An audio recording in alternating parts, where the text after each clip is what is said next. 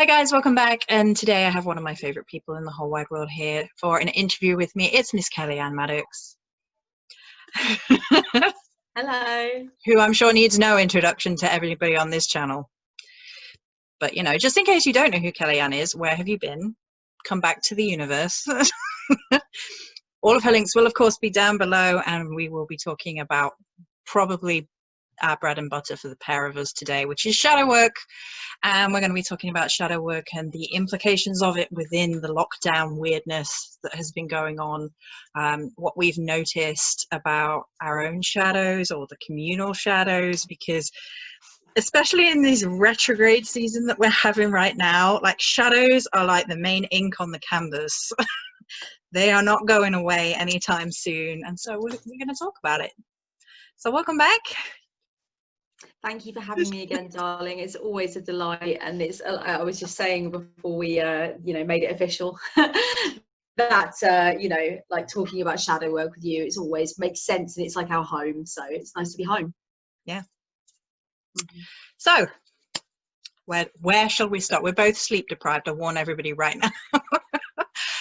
So what are some of the major shadows you've noticed have maybe come up in the collective with regards to the lockdown, or maybe the lockdown has shone a big shiny light on them?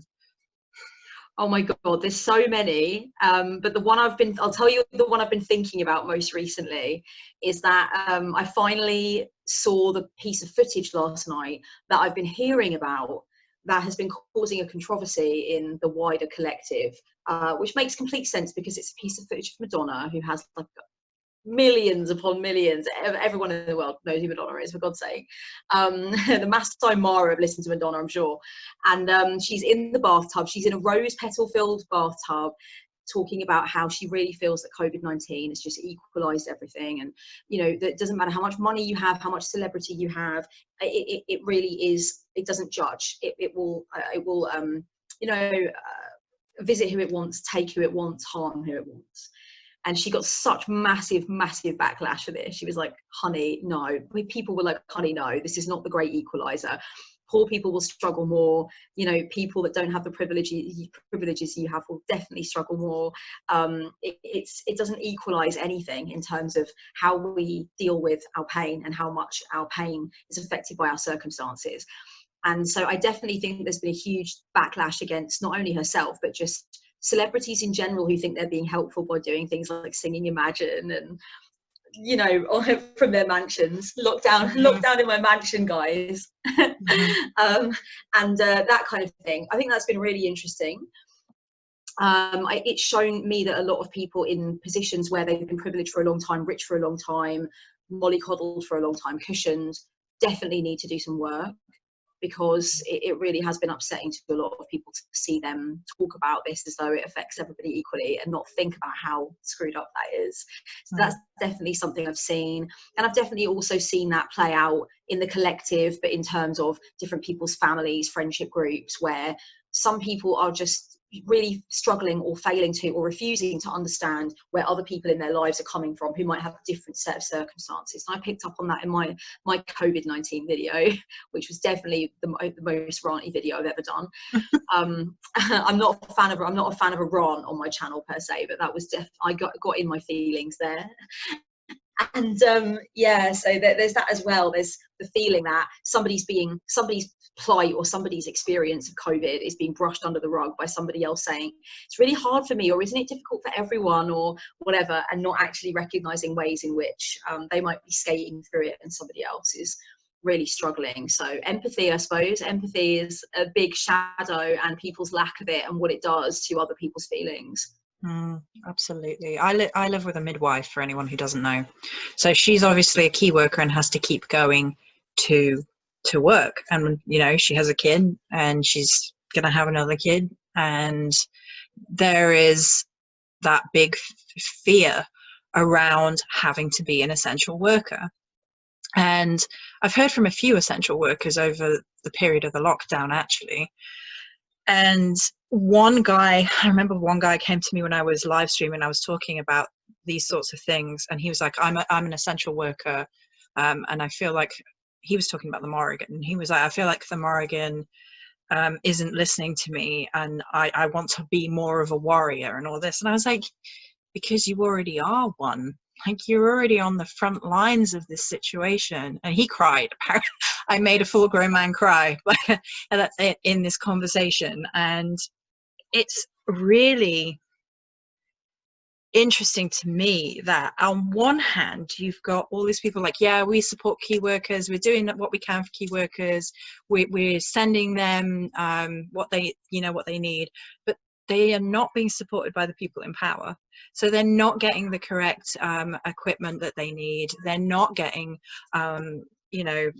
better pay, then they're not getting the consideration and the things that they need to get through this. And I'm not even going to mention the UK government, because I'm ready to go with a pitchfork, because today it won't be when this goes live, this will go live at the end of the week for YouTube, but today it's just showing the double standards. Oh well, he doesn't regret traveling halfway across the country to visit people. Meanwhile, there are poorer people who are having to stay away from their families. They've missed someone passing, they've missed someone giving birth. Massive divides in society. So yeah, I can absolutely see that.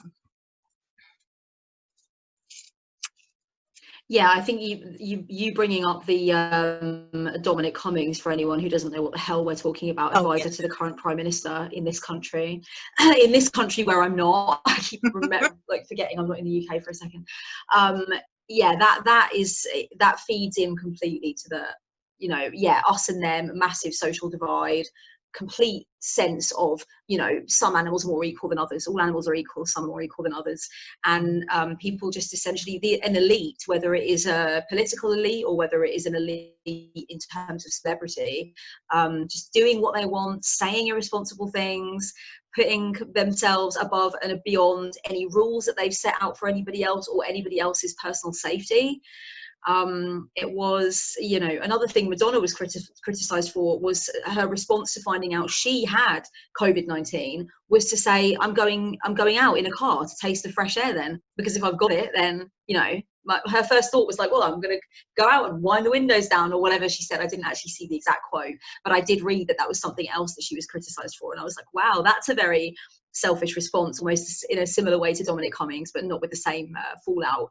But this response of like, when it's about me, when it's about my stuff, I'm going to do what feels good, or I'm going to do what I'm going to allow my fear to encode me to do. But other people better do what I damn well say, and I'll have the right to judge other people from my ivory tower. Thank you very much. And he wanted to go to his parents' ivory tower in Durham, and you can read about it all online, guys. So Dominic Cummings, or yeah, just no. It'll make you quite angry if you do read about it. I'm sure it's one of the worst.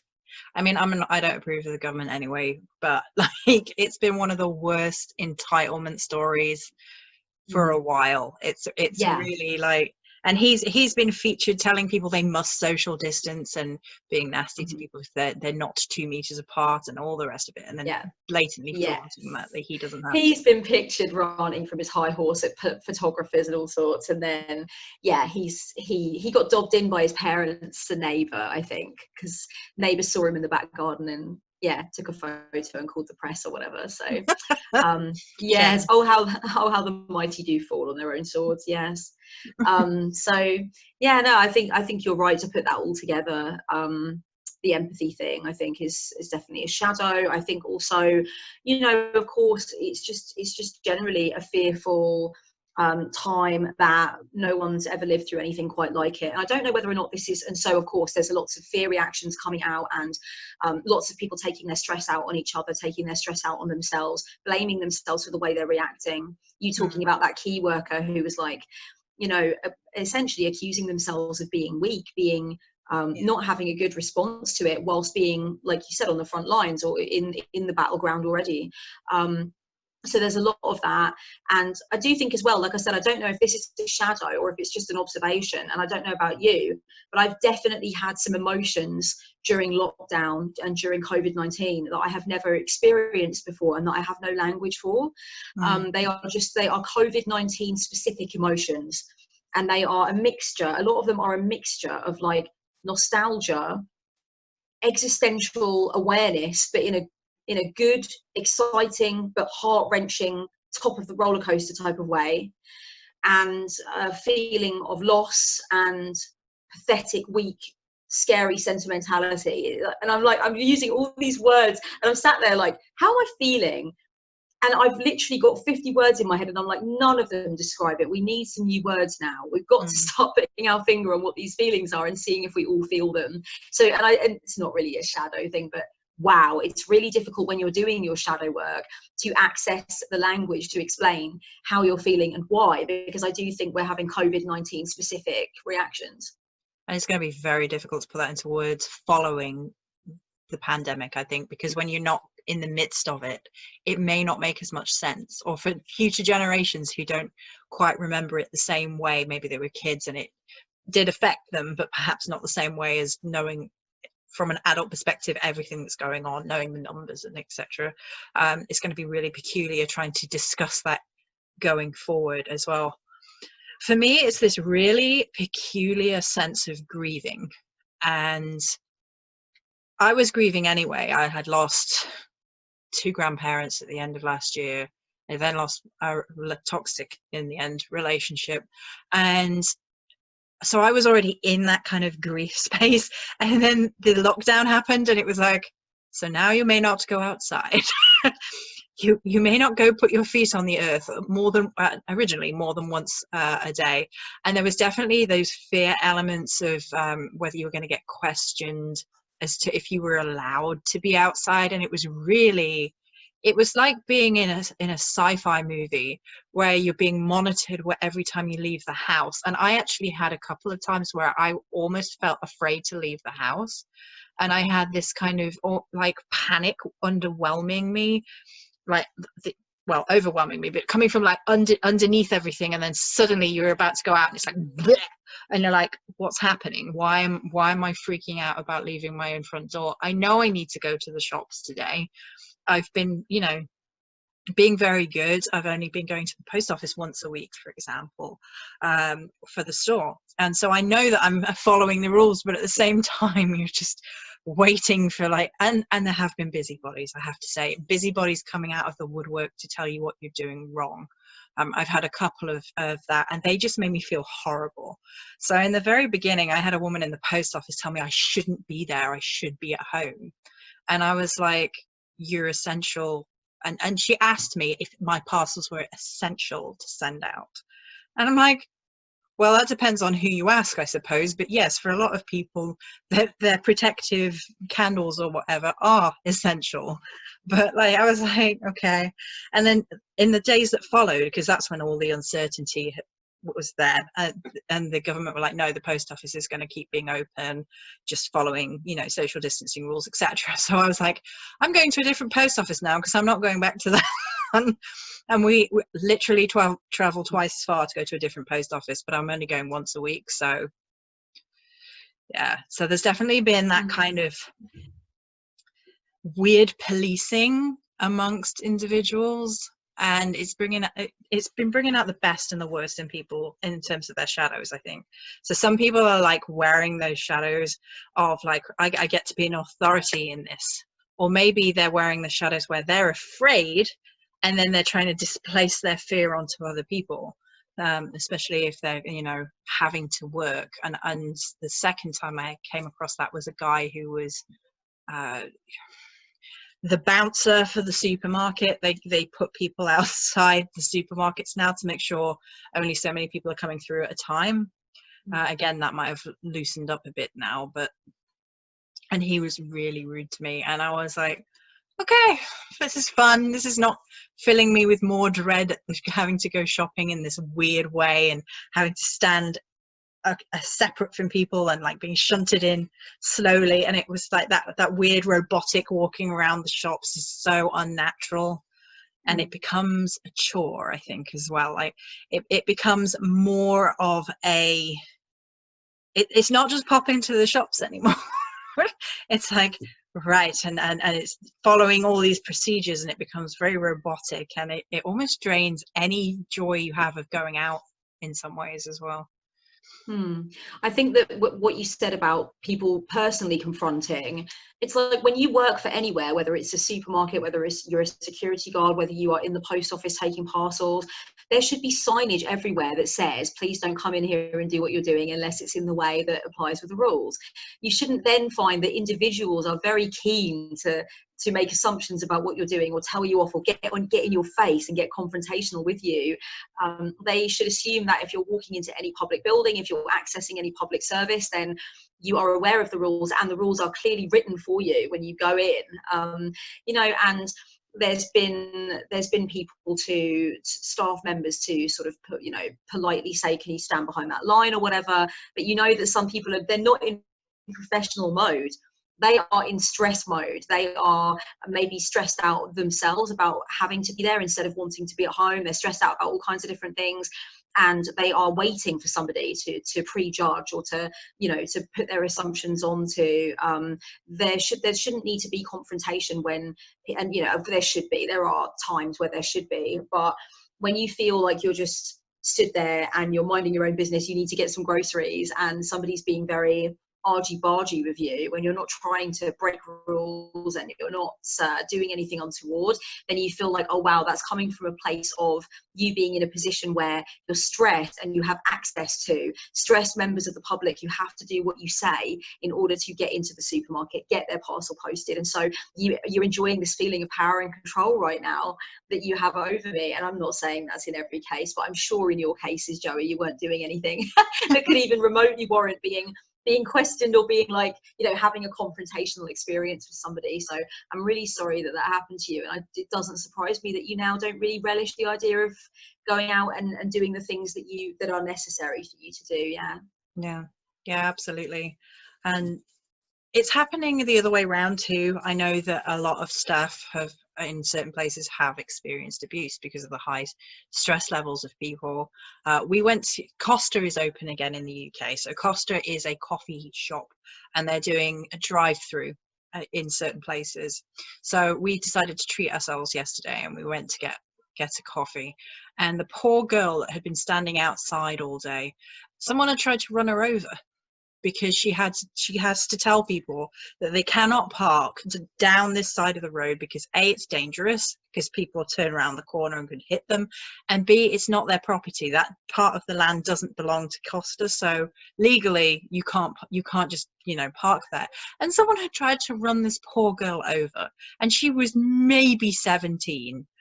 Maybe, she was young. They all are in there. And I was just like, that's horrifying. That's going to stay with her for life. Yeah, when you're full of rage and you're behind the wheel, it's really obviously such a volatile combination. And I've seen people do things just really high on their own rage behind the wheel, and I've thought, wow, you need to pull over, get out and take a second. You're in control of a death machine. Stop it.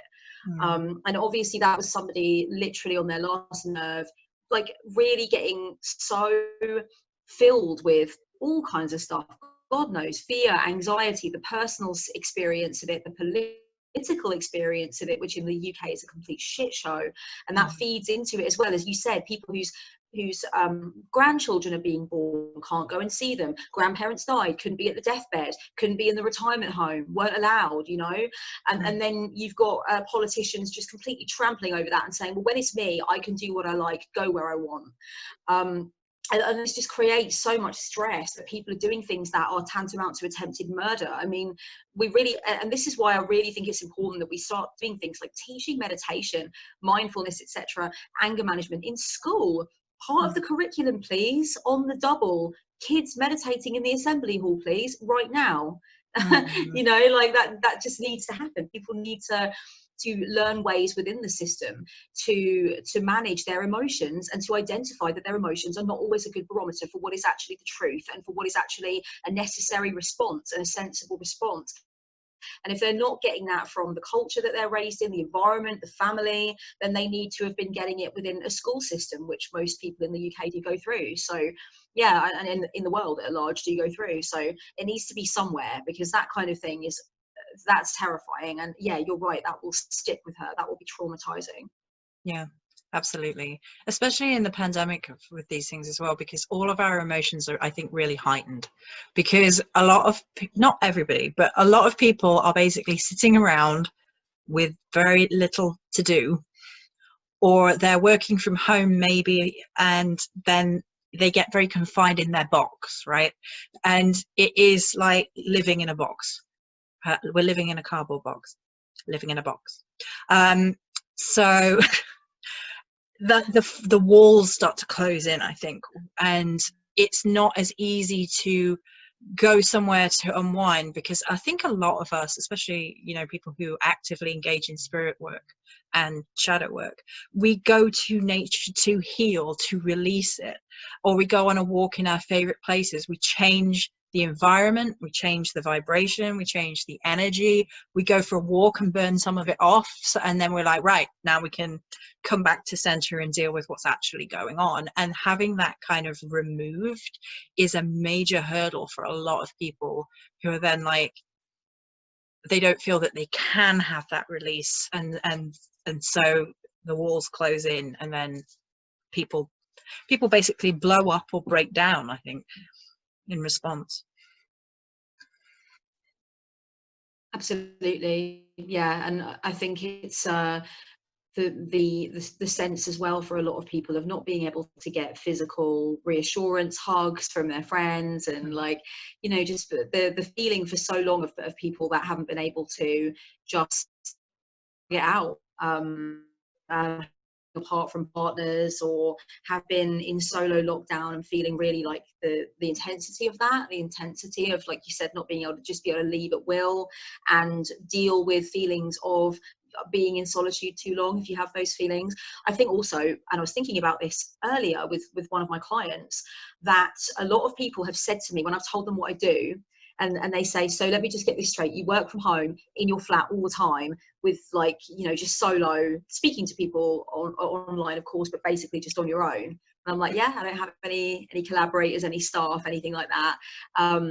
And I've had so many people say, oh, that drive me mad, that drive me crazy, I wouldn't be able to do it. I need to be able to see people and to interact with people. And you know, and sometimes I say, if I don't make myself go out, I don't have to go out for anything.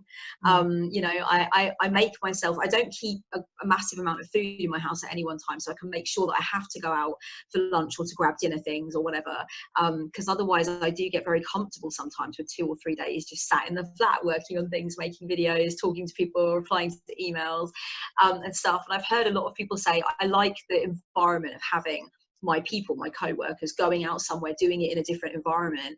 And I think, wow, for people who are furloughed and not furloughed, but working from home, having to basically just take their work home with them and do it from home must be really, really odd. And I've also had quite a few clients and personal friends say to me that working from home has been challenging for them in terms of the Zoom calls and things, because they don't really want to let their professional life into their home life. So suddenly they're being asked to do these Zoom calls with their boss and their 3 colleagues, one of whom they probably don't like, and, you know, don't really get on with that well, and you're doing it in your living room, and it's just like, I feel like you're in my world, you're in my life. And I've also heard a lot of clients and friends say that you've always got that one person when everybody's working from home, who usually works in an office or something, who doesn't know when to stop their working day. So because there is no end to the working day, and you don't say, okay, bye now, you'll get a message from your boss at 8:30 in the evening about something. And you might feel obligated if they WhatsApp and you've got a WhatsApp work group, then they can see you've seen it, and then you feel like you need to reply. And, you know, there's some people who are burning the midnight oil as a stress relieving force in their lives, like, oh, I'll just work till midnight. And there are other people that are like, I want to clock out when I usually clock out. Why am I getting messages from my boss in the middle of the night? Or why do I feel like I have to work unpaid overtime? It's like this weird obligation because other people want to work harder and work faster to deal with what they're feeling. I feel like I'm being swept along for this unpaid workaholic ride, and I don't know how to say anything. So there's lots of issues with people working from home as well that I'm sure must be really odd, especially as well considering some people are furloughed, so they're on 80% pay but not working and not allowed to work. Actually, my editor is not allowed to look at her email really when she's furloughed. So if they see her actively working, that's not great. You know, when you're furloughed, you're furloughed.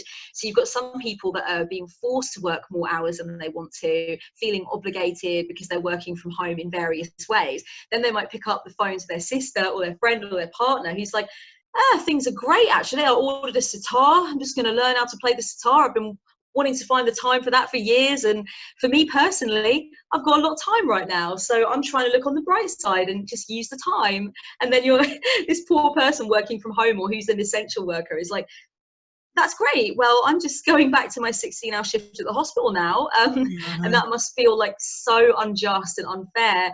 And of course, it's about the people that are having a better personal time, winding it back down and having that empathy and realizing, you know, not everybody is on a personal basis being able to use it to their advantage in the same way. It's for some people collectively it's awful, and personally it's awful. There's also that imbalance that we talked about before in that too, because there are some people, and this seems to be more in America than here, but there are some people who cannot afford not to work. And so they're getting away with working because they're considered essential workers, in at least like in the food industry, so they can still work, and then it's killing them because they haven't got the measures there to keep them safe, but they can't afford not to, and they're not getting the pay. They got what, one check in America compared to here, where we're in the UK at least, people are mostly getting 80%. They finally brought it in for the self-employed too, so that was a good thing. But that imbalance exists there within that for sure. I guess with us, I've not really had that conversation, but I did put out a whole course because I was like, so I work from home, and the idea of, you know, the usual routine kills my creativity, and I don't think that you can tell a person everything should just be like it was at work except at home. I'm like, people aren't going to be able to do that. Like, in my head, like, it's not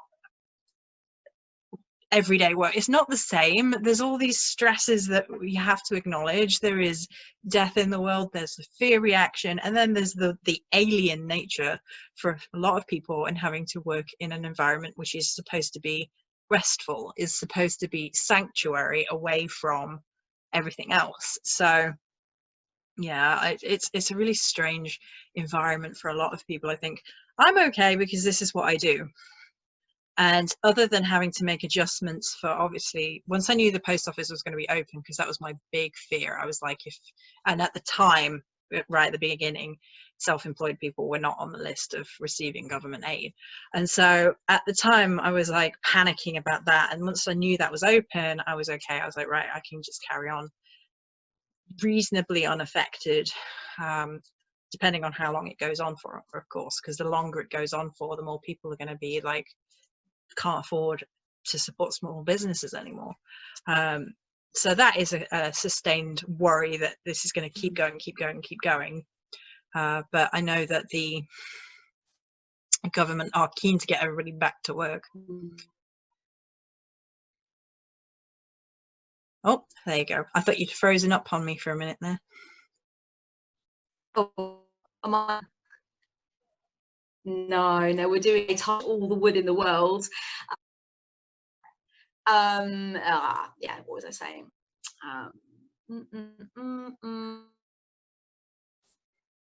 Yeah, I'm finding the way in which I'm not struggling, and the ways in which I'm actually lucky and I'm not going through difficulties. I'm taking that and I'm using it as an opportunity to help people by doing live streams regularly on my Facebook page, my public Facebook page. They're called Tough Times, Tough Cookies.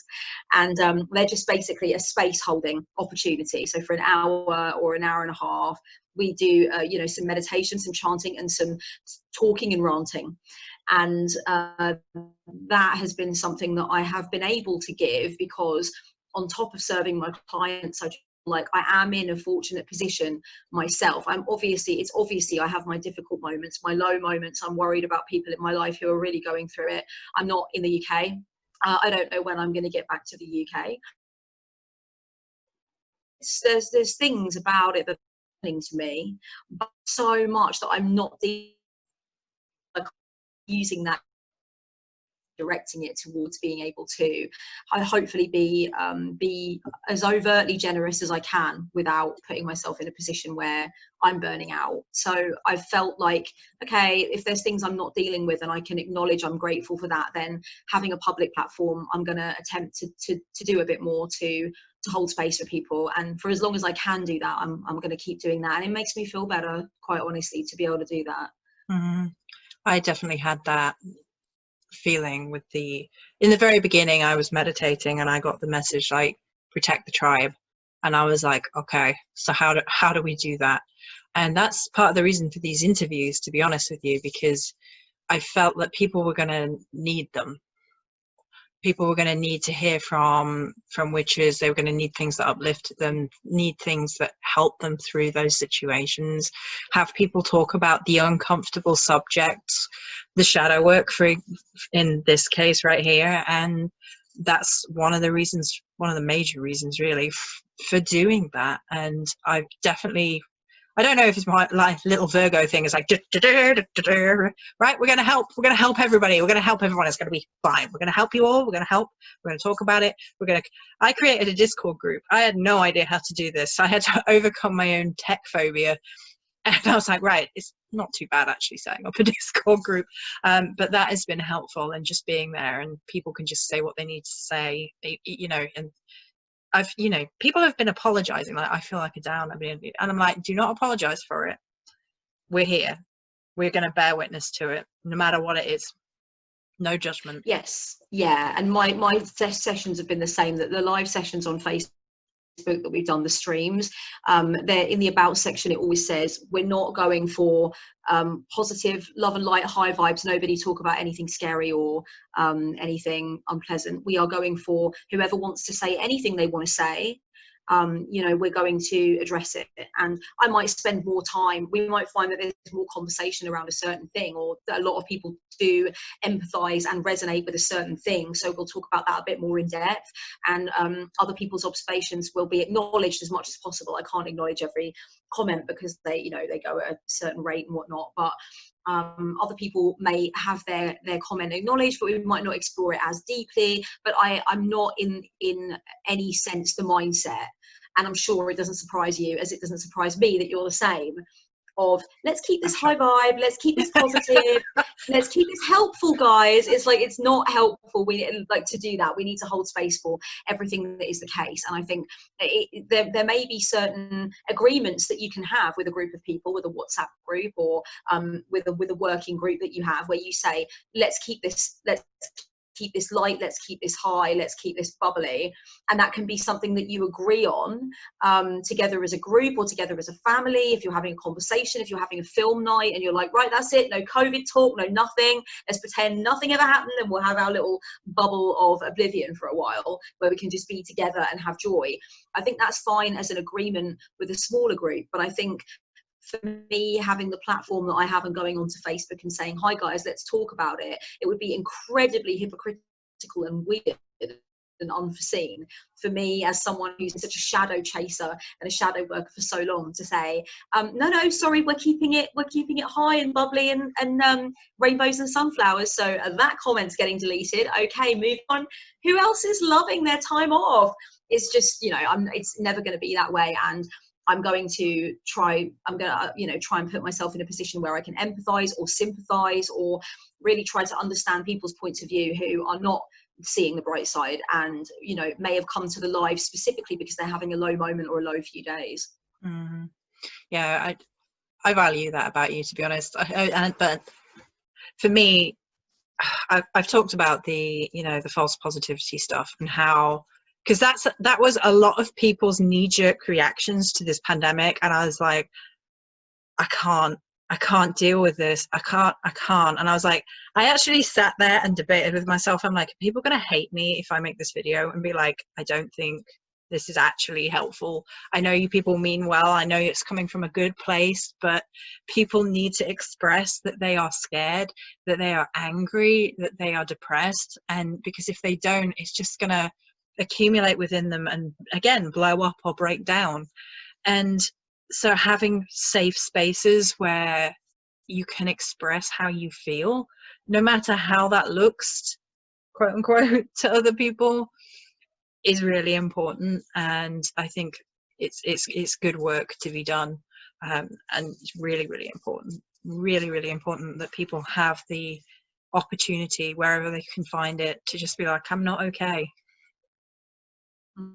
Yeah, absolutely. And people do come from very different situations as well. You might have one person who's saying, you know, you might have a person saying, I'm sick of the restrictions and I just want everything to, maybe even saying something that someone doesn't agree with, who's very closely following social distancing and taking the expert advice very seriously, might rub up against somebody in a live on Facebook who's saying, I'm sick of it. I just don't follow it, because if I did, I'd go out of my brain. And in fact, I've been criticized for reposting something on my Facebook page about how when you're in a public place and you're assuming somebody's doing something outside of the lines, or it looks like they're doing something that is unnecessary from your perspective, try to think about underlying issues that might be going on, that might be causing that might be causing them to feel like they, in that moment, to save their life, might need to do something that you're judging as a flippant decision that they took lightly and that they don't care.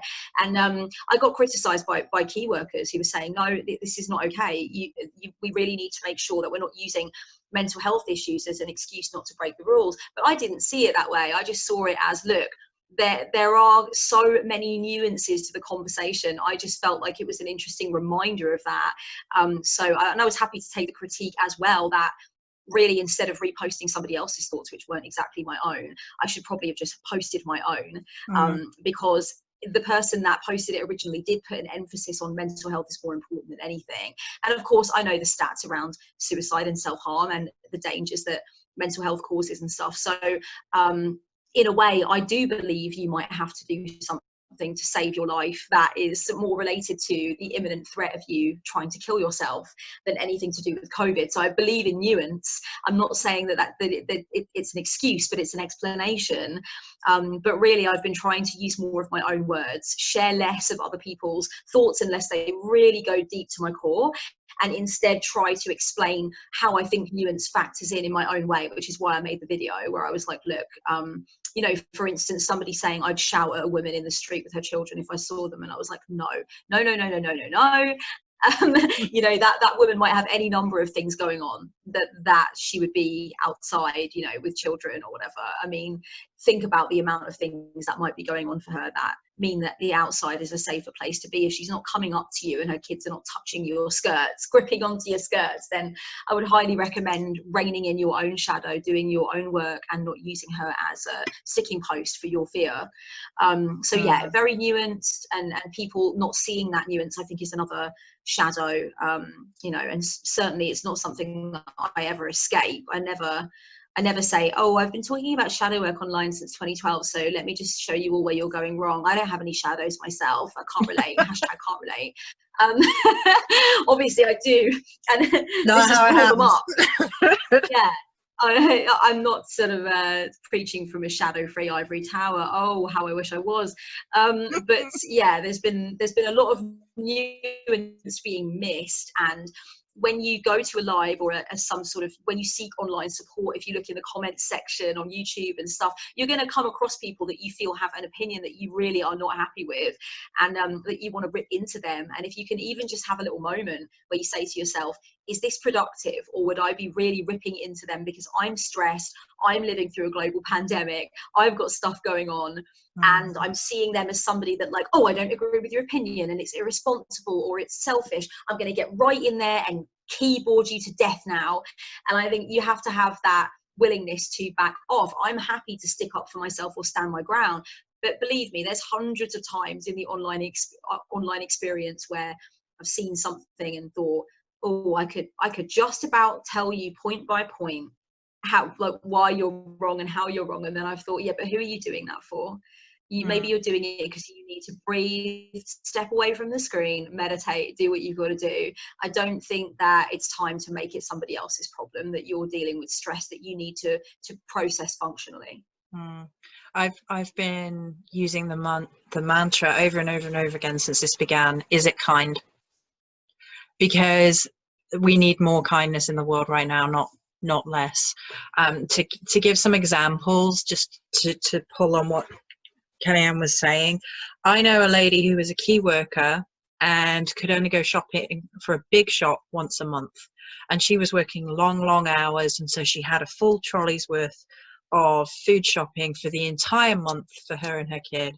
And people laid into her about, panic buying and all the rest of it. She was not panic buying. She was buying one big monthly shop because that's the only time she was able to get that. And she was very upset because someone had, complete stranger, just value judged her, decided what she was doing and laid into her. And she has enough stress being a key worker as it is.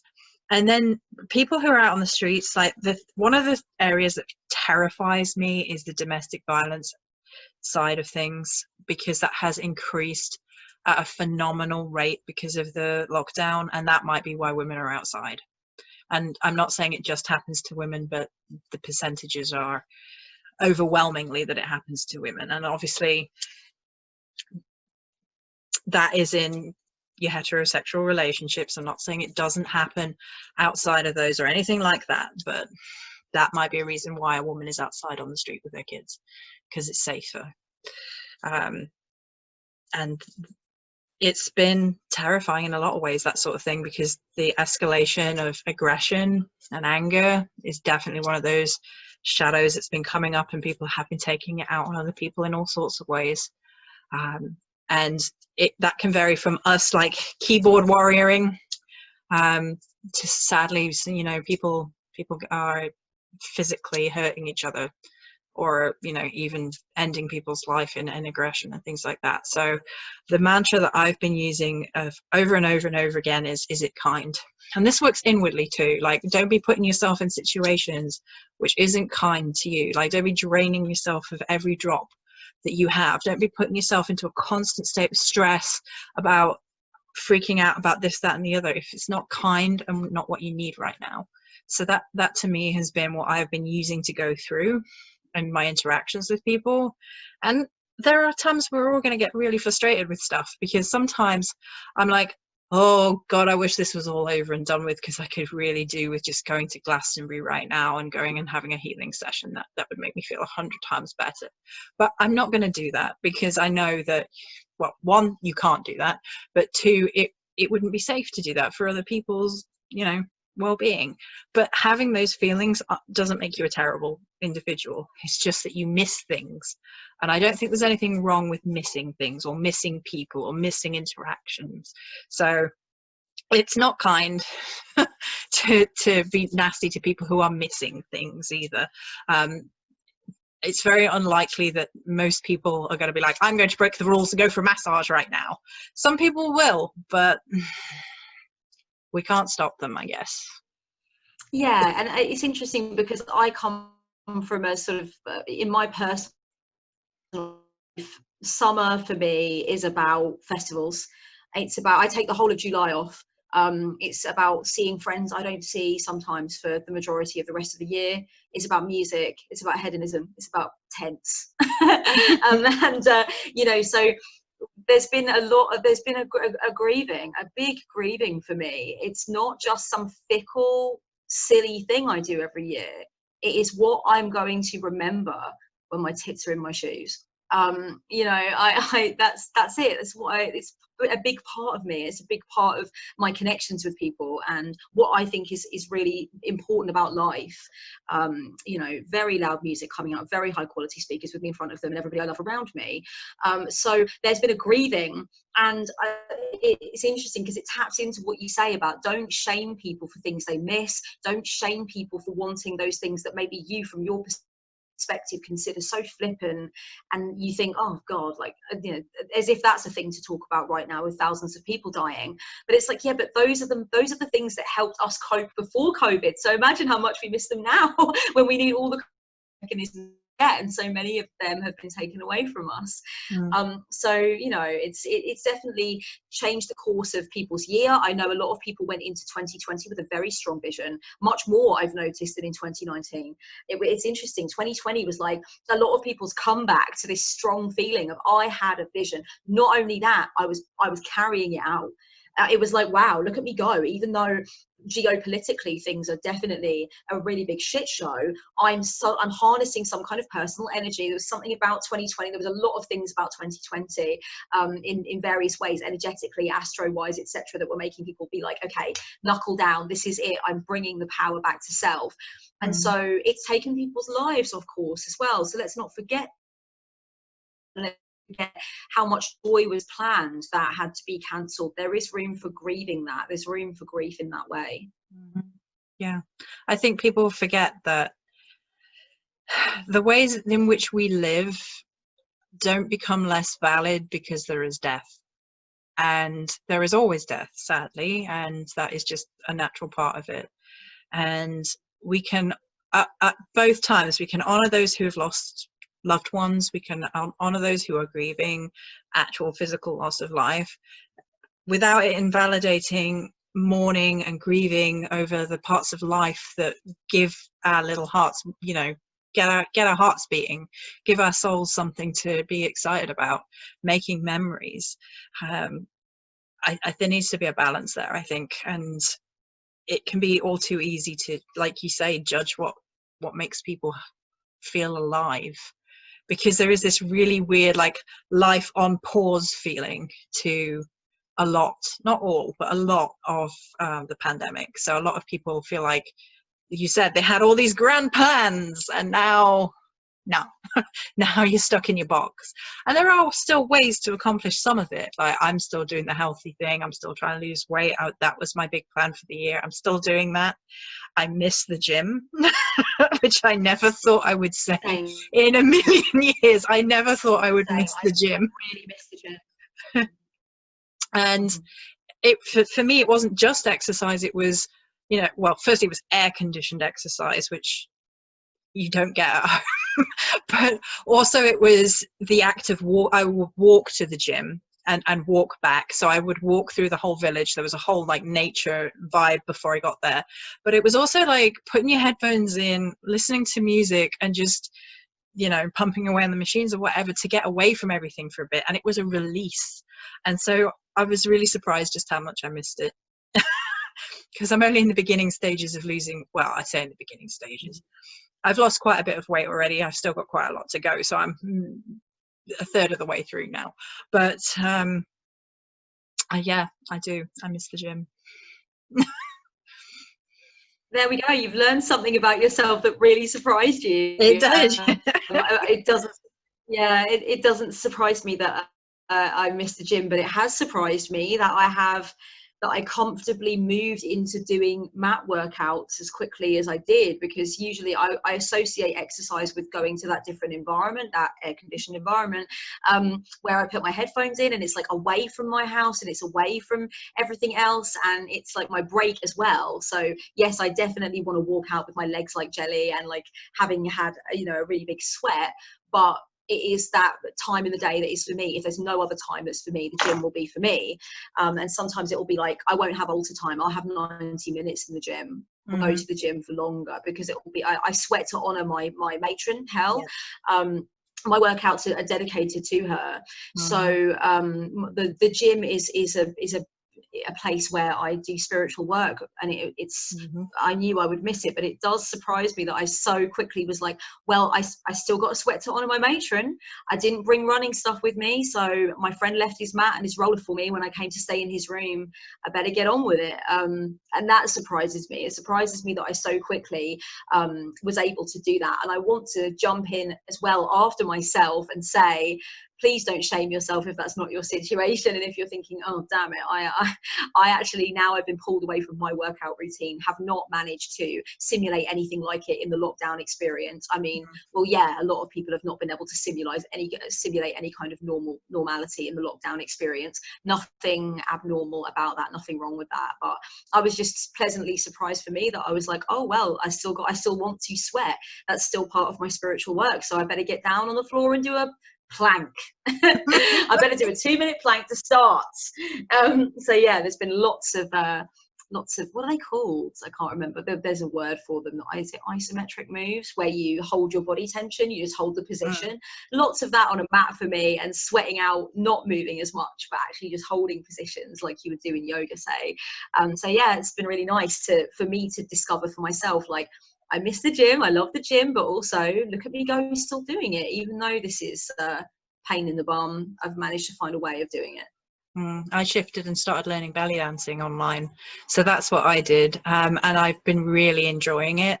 It turns out, like, I'm hourglass shaped, so it turns out the way that I walk naturally, it sort of lends itself to belly dancing. And I'm like, I already roll my hips like this. Okay, all right, fine. So they're like, you might find this more difficult, and I'm like, I don't. I'm wiggling. I know this.